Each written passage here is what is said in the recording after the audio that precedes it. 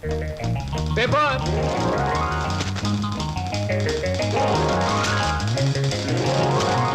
పంతులు గారు పేపరు. అమ్మయ్యా.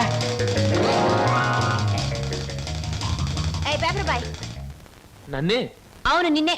నా పేరు పేపర్ బాయ్ కాదండి, వీర వెంకట విజయ శ్రీనివాస్ వరప్రసాద్. పూర్తిగా పిలవలేని కొంతమంది బద్దకస్తులు శ్రీనివాస్ అంటారు. ముచ్చటగా ముద్దుగా పిలవాలనుకున్నవారు సీను అంటారు. సుబ్బమ్మ గారు. నా పేరు సుబ్బమ్మ కాదు, లలిత.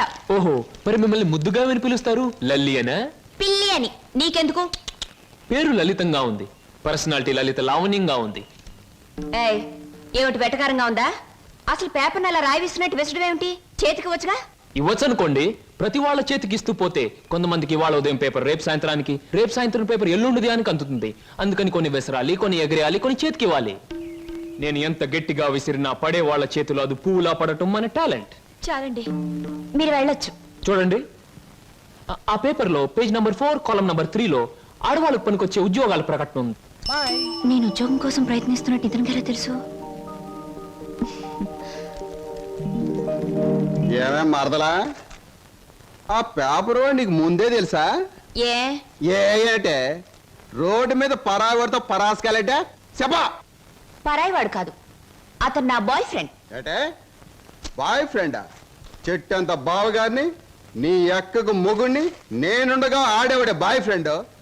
బాయ్ ఫ్రెండ్ అయినా, మ్యాన్ ఫ్రెండ్ అయినా, ఫ్రెండ్ ఫ్రెండ్ అయినా అని నేనే. ఇదిగో, రోజు రోజుకి నువ్వు హద్దు మీరుతున్నావు, జాగ్రత్త. ఆహా, నన్ను జాగ్రత్త అన్నది గొప్పదాని అయిపోయావా? చూడవే, నీ చెల్లెలు నన్నే పట్టుపట్లాడించేస్తుంది. Shut up. మంచి గొడ్డుకో దెబ్బ, మంచి మనిషికో మాట అన్నారు. మాటతో మారటానికి నువ్వు మనిషివి కాదు, 4 బాదడానికి గొడ్డువి కాదు. తొందరగా బయలుదేరు, నీకు ఇంటర్వ్యూకి టైం అవుతుంది. ఈసారైనా ఉద్యోగం వస్తే ఆ 7 కొండల వాడి దగ్గరికి నడిచొస్తానని మొక్కుకున్నాను.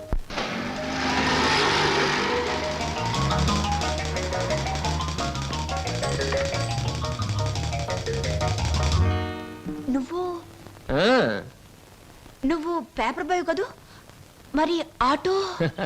ఏమిటండి అలా ఆశ్చర్యపోతారు? చూడండి, జీవితం గడియారం లాంటిది. 1 నుంచి 12 వరకు నడిచే ముళ్ళు ఒక్కో చోట ఒక టైం నుంచి పెడతాయి. అలాగే నేను గడియారంలో ముళ్ళు లాంటి వాడిని.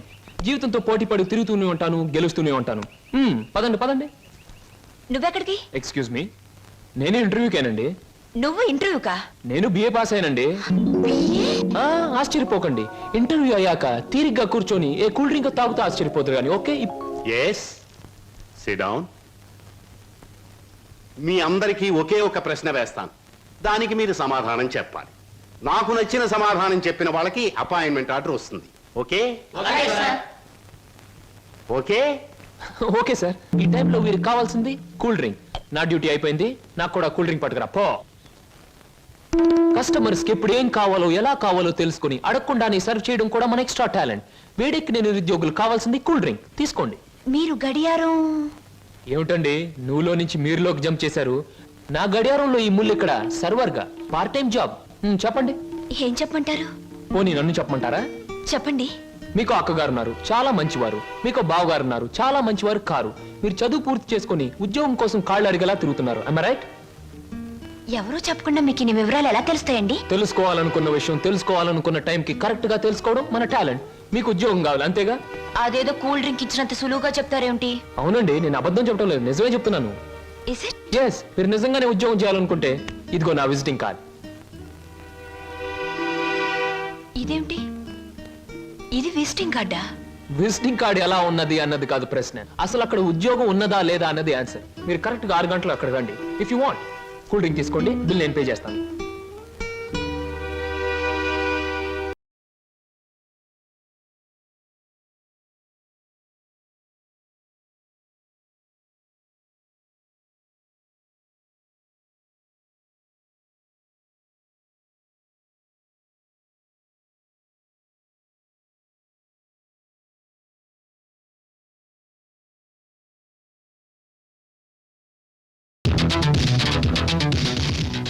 Hi, welcome welcome.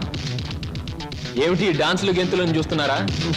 మేమంతా సరదా కోసం ఈ డాన్స్ చేయట్లేదండి. విరాట మహారాజు నర్తనశాల చూసే వాళ్లకు నాట్యమందిరంలా కనపడవచ్చు, కానీ అదే పాండవులకు ఆశ్రయం ఇచ్చింది, పాపాత్మునైన కీచకుడిని పతనం చేసింది. ఇది అంతేనండి, ఎంతో మంది నిరుద్యోగులకు ఆశ్రయం, నిరుత్సాహం అనే కీచుకుడి పతనం. అందుకే దీని పేరు నర్తనశాల అని పెట్టాం. మేమంతా చదువుకొని ఉద్యోగాలు రాక, బల్ల కింద లంచాలు ఇవ్వలేక, మంత్రి గారి రికమెండేషన్ తేలేక, నిరుత్సాహంతో చావలేక, దాన్నే ఉత్సాహంగా మార్చుకొని స్టేజ్ పర్ఫార్మెన్స్ ఇస్తూ ఆ ఆదాయాన్ని పంచుకుంటున్నాం. మీరు మా జాతి వాళ్ళే అని పసిగట్టి మిమ్మల్ని మా నర్తనశాలకు ఆహ్వానించాం. అంటే మీరు నాకు ఇస్తానన్న ఉద్యోగం ఇదా? అవునండి. మరి నాకు డాన్స్ రాదే. మా నర్తనశాలలో అడుగు పెట్టినప్పుడే మీకు సగం డాన్స్ వచ్చినట్టు. I'm the master, you are the student, we are the best. Shambhu Shankara, నాకు ఆటలన్నా పాటలన్నా ఆట నేర్చిన అమ్మాయిలన్నా ఉర్రి పూసుకుని చచ్చిపోయేంత ఇష్టం. ఓహో, మీ నాట్యం అమోఘం, అద్భుతం.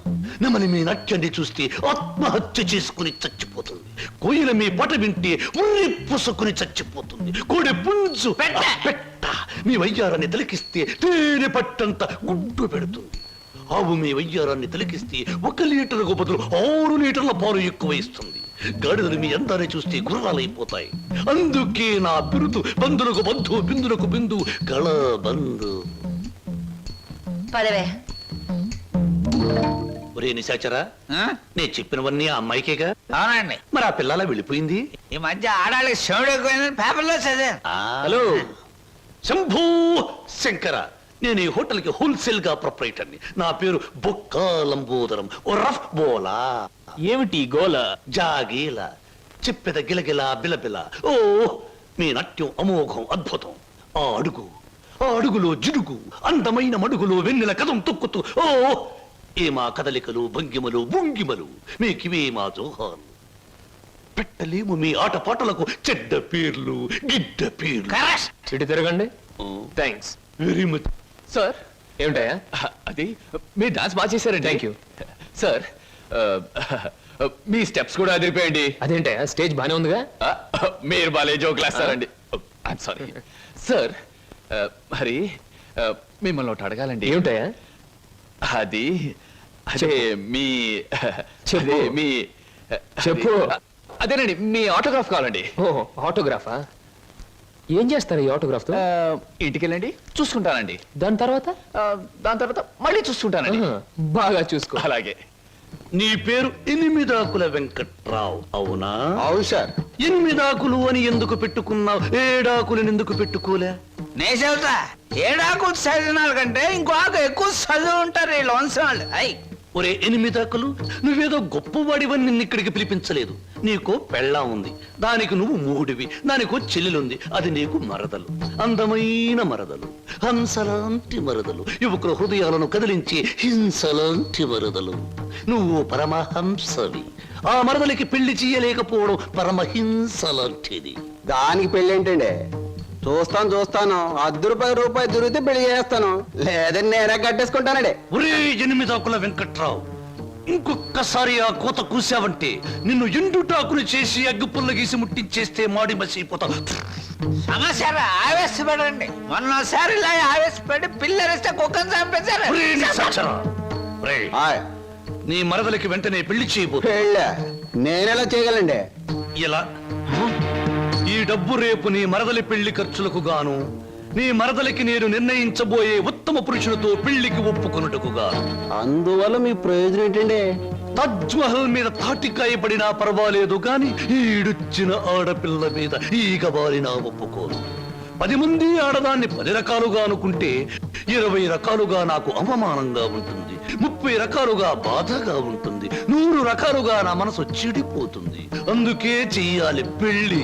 సిద్ధం చెయ్యి, వెంటనే వెళ్ళి. అలాగేనండి. అంటే దీని ఆంతర్యమైన సమాచారా? నిశాచరా, ఎలాగూ ఆ పిల్ల మన వంటి మూతి ముక్కు కిరికిరా తిప్పుతుంది. అందుకే ఒక విధవని రెడీ చెయ్యి. ఆ విధవని దానికి కట్ట పెట్టేద్దాం. ఆ తరువాత వాడిని పక్కకు నెట్టేద్దాం. ఆ తరువాత దాన్ని మన పక్కలో చుట్టేద్దాం. అంటే చేపను పట్టేది వాడు, పులుసు వండుకు తినేది మనం.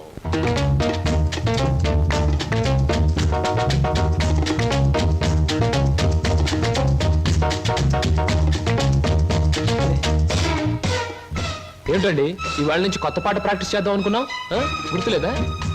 ఏమిటి ఆలస్యంగా వచ్చారు? Any problem? అవును, ఏమిటా ప్రాబ్లం? మనసు ప్రాబ్లం. అమ్మో, అయితే కొద్ది కష్టమే, అయినా చెప్పండి, ప్రయత్నిస్తాను. ఈ రోజు సాయంత్రం నా పెళ్లి చూపులు ఏర్పాటు చేశారు. ఓ కంగ్రాట్స్. పెళ్లి చూపులంటే ఎగిరి గంతులేయాల్సింది పోయి ఇలా డల్గున్నారేమిటి? ఇష్టమైనప్పుడు ఇష్టమైన వాడైనప్పుడు ఎగురు గంతేయొచ్చు. అయితే మీకు ఇష్టం లేని పెళ్లి చేస్తున్నారన్నమాట. నీకు పని చేయండి, మీకు ఇష్టమైన వాడి దగ్గరికి వెళ్ళి, ఒరే అబ్బాయి నన్ను ఒక్కొక్కడికి ఇచ్చి పెళ్లి చేస్తున్నారు, వచ్చి కాపాడుకొని చెప్పండి, అంతే. చెప్పొచ్చు. అతనంటే నాకు ఇష్టమే. మరి నేనంటే అతనికి ఇష్టం ఉందో లేదో తెలుసుకోవద్దు. తెలుసుకోండి. తెలుసుకోవాల్సిన బాధ్యత నాది కాదు, అతందే. మీరు చెప్పకపోతే అతనికి ఎలా తెలుస్తుంది పాపం? తెలుసుకోపోతే అతనే మగాడండి. నాకు ఈ పెళ్లి ఇష్టం లేదు. అతను తప్ప నన్ను ఆదుకునే వాళ్ళు మరెవ్వరూ లేరు. ఏం జరుగుతుందో అదే జరుగుతుంది. ఒకటి మాత్రం గుర్తుంచుకోండి, ఆడది తనకి ఇష్టమైన మగాడి దగ్గరే మనసు విప్పి చెప్తుంది.